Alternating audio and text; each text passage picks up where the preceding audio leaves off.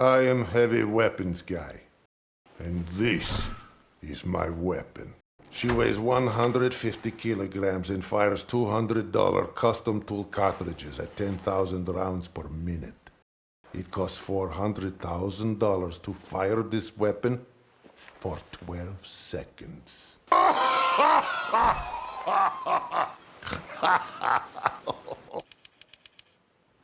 my God, who touched Sasha? All right. Who touched my gun? Sniper is dead! Some people think they can outsmart me. Maybe. Maybe. I've yet to meet one that can outsmart Bullet.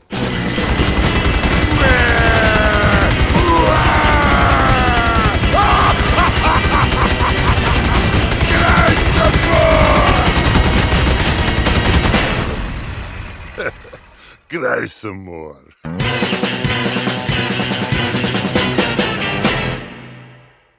Hello, Varlets. Enjoy the intro. That was a fun little project to do and was something I've always wanted to make in Darktide. As you can tell, today we have a themed build for the Ogryn. We are going to make a loadout based on the heavy weapons guy from Team Fortress 2 in Darktide. Specifically, we want to replicate the iconic scene where the heavy becomes bulletproof from being ubercharged by the medic, marching forward and gunning everything down in front of him. The difference is, we'll be doing this on our own. Something to note about themed builds is that because they already have context established and generally have a pre-existing narrative built around it, theme builds won't have a talent narrative selection. Instead, I'll just be explaining the rationale for the talent choices and how it fits into bringing our build as close to the theme as possible. So, what does a heavy weapons guy bring? Well, first off, you are extremely resilient against ranged attacks. As we will see in a bit, when you are in your optimal state, you can face tank shooters and gunners no problem, becoming functionally bulletproof. Secondly, this build also gives you a unique role in the team. You are a ranged frontline class, capable of breaking through firing lines, except snipers, suppressing the enemy as you advance with the team behind you. And finally, your high firepower makes you very strong against monsters, elites, with the exception of crushers, and specials. Moving on to the talent selection path of the build, because we know that we want to become bulletproof, we'll need to tank up to accomplish that. Here is the talent tree as a whole to see what the final outcome of the build will look like. Please pause if you want to take a closer look. As always, the game's lantern link will be in the description below. As mentioned, this build is about piling on as much toughness damage reduction, and regeneration as we can. For toughness, with this build path, we will have an additional 80 toughness on top of our base that can further be increased with toughness curios. For toughness damage reduction, we have 2 toughness damage reduction nodes as well as mobile emplacement for a global damage reduction buff while bracing our weapon. This talent pairs nicely with steady grip, allowing us to constantly regenerate toughness while bracing even under fire. An additional 25% toughness damage reduction and global damage reduction will come from Feel No Pain at max stacks, which we will be at most of the time. With all these toughness damage and global damage reductions working at the same time, combined with the Ogryn's innate damage resistances, we become very resilient against ranged damage, especially against gunners. However, without the ability to regenerate the toughness lost from sustaining damage, our toughness will break eventually, especially when facing heavy fire. This is where Bullet Bravado comes in. Whenever you activate Point Blank Barrage, every bullet you fire restores 2% toughness and every reload restores 10%. This means, the faster you can fire, the more toughness you can regenerate in a given amount of time. But wait, there's more. There is a blessing on our weapons which can help with regenerating toughness, and it fits perfectly into the build we have so far. Inspiring Barrage. Inspiring Barrage states that you gain 4% toughness for every 10% of your magazine spent during continuous fire.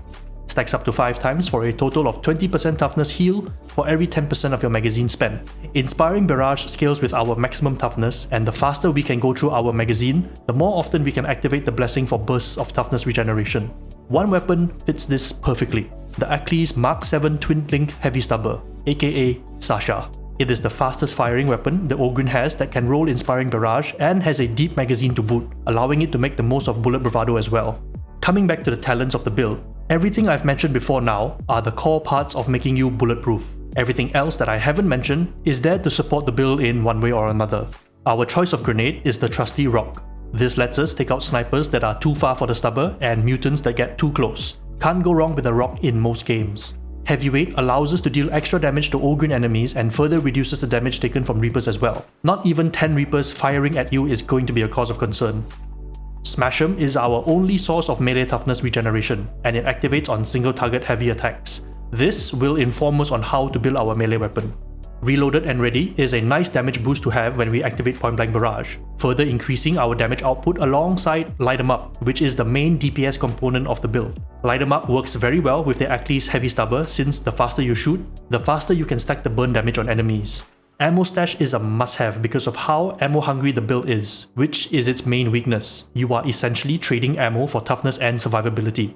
Coward Culling is basically free damage since the Heavy Stubbers are very good at suppressing enemies.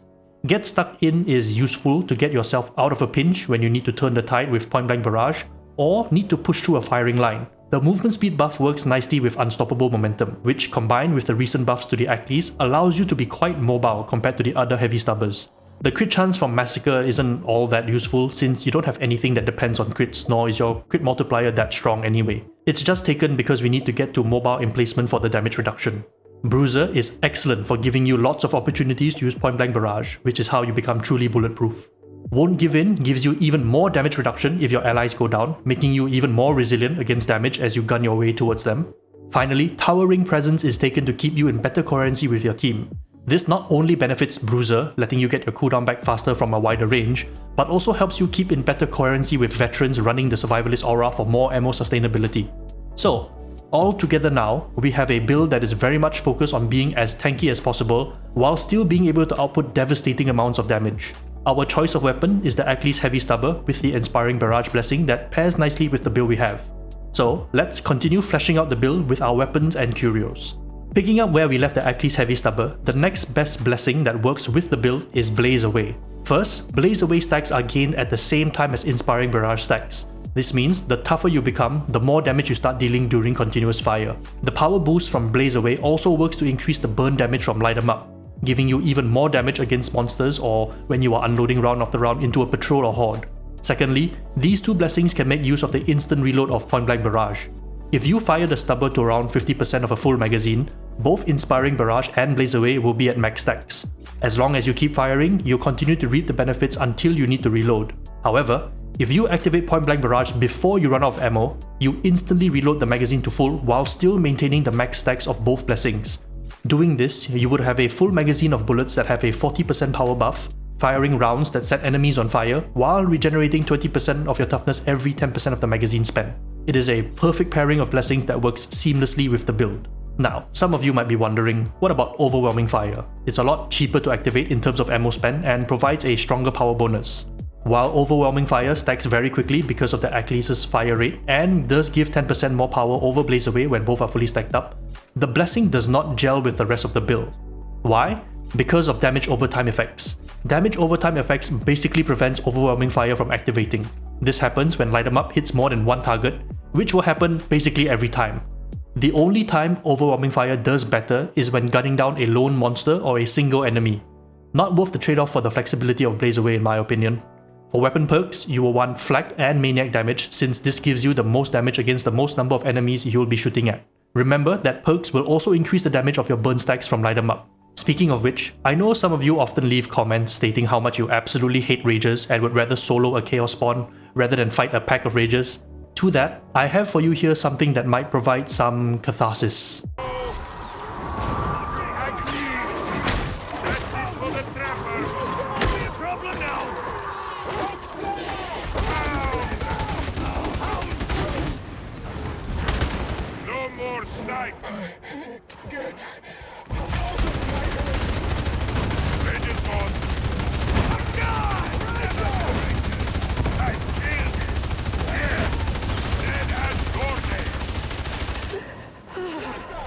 Next, for our melee weapon, I have played around with a few choices. As you can tell, we don't have much ability to deal with crushers effectively, so that led me to try using the Bully Club 1, which is my designated crusher killer.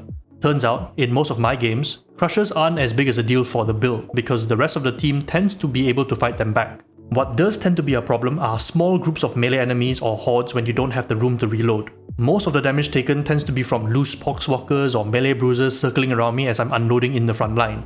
So, a very effective solution I found is the Bully Club 3B. Unlike the other Bully Clubs, this one feels like it swings a lot faster, and its light attacks are excellent at smacking groups of enemies around. I have built mine with Confident Strike because outside of Point Blank Barrage, our toughness regeneration while in combat is lacking. Spamming light attacks into a group of enemies keeps your enormous toughness pool topped up, allowing you to take a melee hit here and there in between swings. Meanwhile, Smash 'em will give you a large chunk of toughness back when dealing with a single target. Incidentally, this build is also decent at man fighting a Chaos Spawn, except without the bleed damage. Skull Crusher is a natural pairing for a weapon that can deal a lot of stagger and helps with increasing your damage against Crushers as well. The Bully Club 3B is not the best weapon against Crushers, but it's certainly not the worst choice considering it augments and helps support other parts of the build. For perks, Flag and Maniac are my choices for the same reasons given for the Heavy Stubber. They cover the majority of enemies you'll be expecting to melee. However, Infested Damage might not be a bad choice if you're only whipping out the club for dealing with hordes. Finally, for our Curio selection, I'm sure you can already tell how the Curios are going to play out. We are going to go all in on toughness. Not only taking 3 toughness Curios, but also taking the additional 5% toughness on each of them. Together, the additional 15% toughness kind of functions as an additional Curio. We will also go all in on Gunner Resistance, which gives us about 48% damage resistance to their shots, even more so against Reapers with heavyweight. Finally, I find at least one sniper damage resistance to be useful. If you ever get hit, your toughness will break, so minimizing the damage done to your health will offer more of a cushion. You can take more combat ability regeneration for even more uptime on Point Blank Barrage, but on the higher difficulties where there are plenty of elites, you tend to get your ability back fairly quickly, especially if you activate it to wipe out elites in the first place. Otherwise, you are free to take whatever you'd like. More Dockets, more toughness regeneration, or even more stamina regeneration are good choices. That is all for this build. This was actually an idea I had when patch 13 came out and gave us the talent tree. I am thankful for that update because now I could do justice to the build and the heavy weapons guy. This is a fun build that can hold its own, but it's going to be quite dependent if your team has the capacity to feed your ammo needs. So if you happen to have, say, a veteran running the survivalist aura and also does not need to consume very much ammo at all, if at all, then this build will work wonderfully even in Auric level missions and Maelstroms. Alright, that's all from me for now. Thank you all for watching, and I will see you in the next one. Varlets.